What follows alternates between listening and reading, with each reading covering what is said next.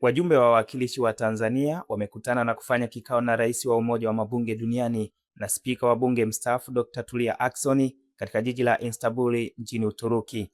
Wajumbe hao wakiongozwa na naibu spika wa bunge la Jamhuri ya Muungano wa Tanzania Mheshimiwa Daniel Sillo wanatarajiwa kushiriki mkutano wa 152 wa Umoja wa Mabunge Duniani kuanzia tarehe 15 hadi 19 Aprili 2026.